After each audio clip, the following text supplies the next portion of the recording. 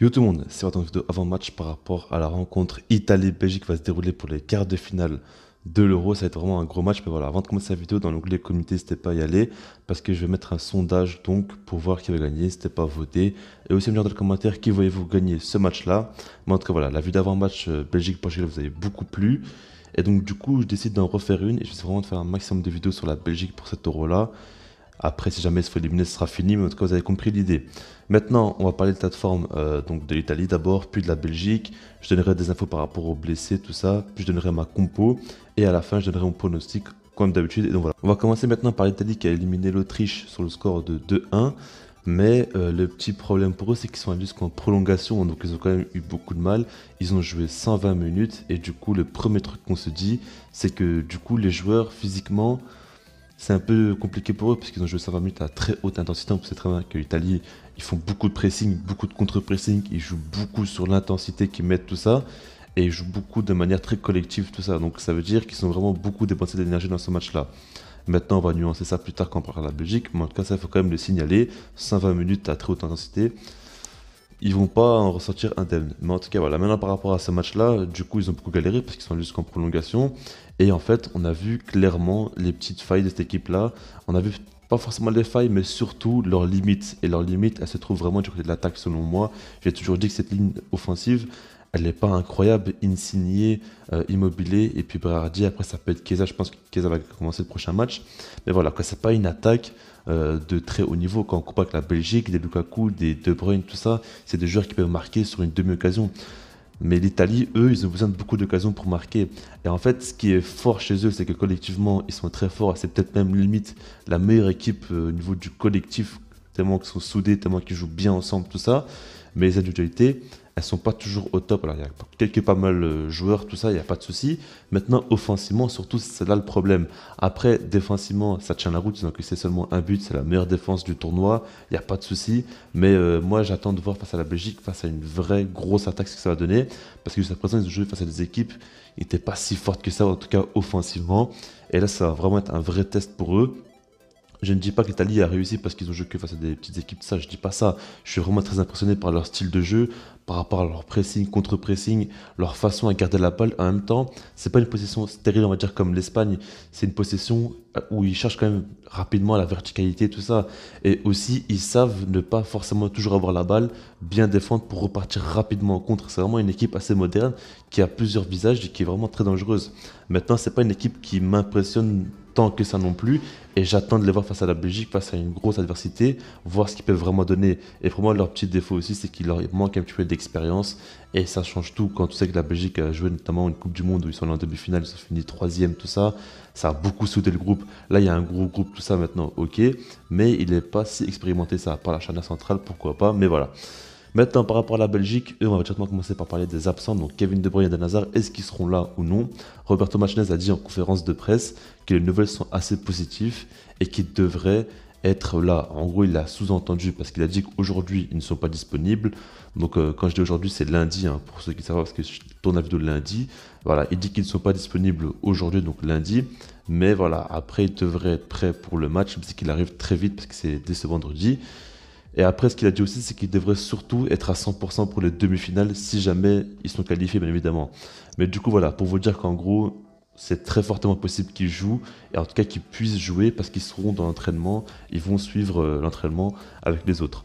Maintenant, ce qu'il faut dire par rapport à la Belgique, c'est aussi la forme physique, parce que j'ai parlé d'Italie qui ont joué certes 120 minutes. Maintenant, la Belgique, eux déjà, ils ont un jour de repos en moins, parce qu'ils ont joué un jour plus tard.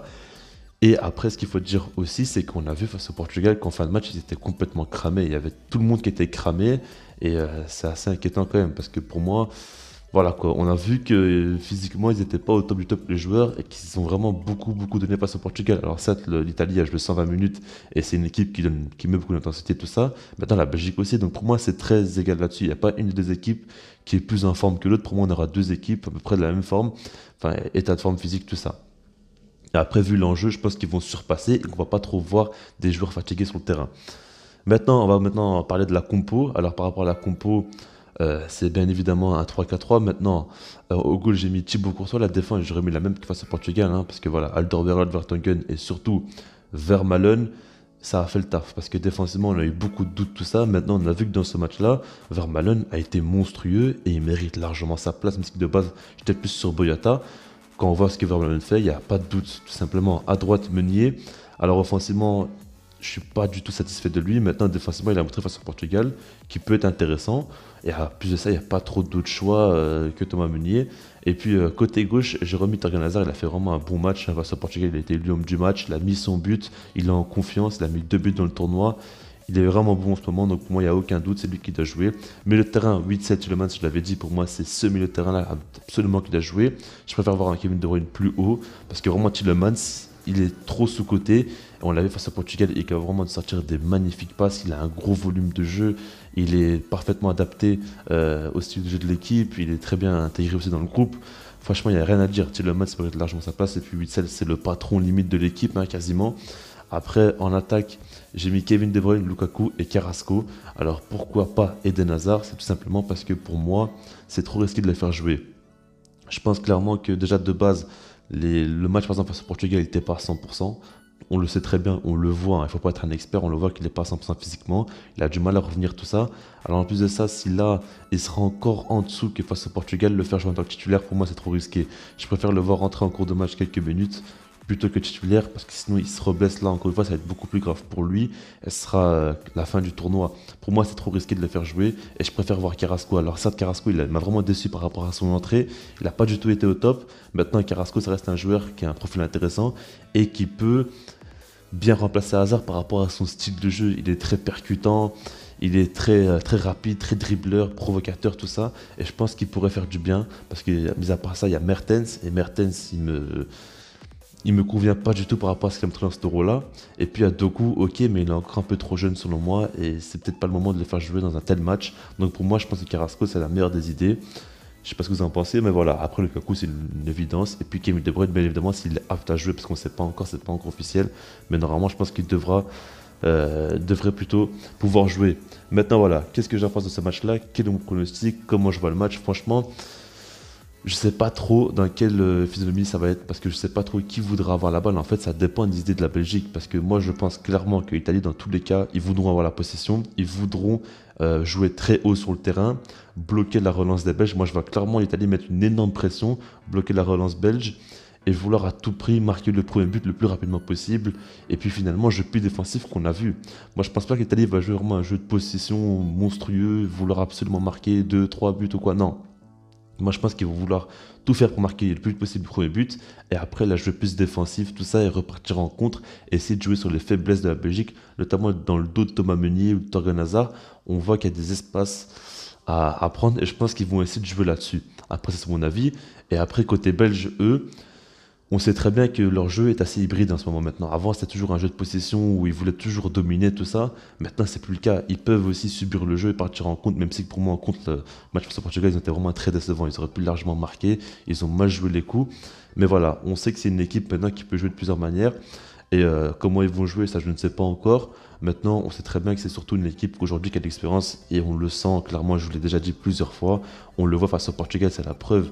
Ils ont été sûrs du début jusqu'à la fin et c'est ça qui permet à cette équipe-là aussi d'y croire jusqu'au bout et de finir par réaliser l'exploit ou en tout cas gagner ce match-là.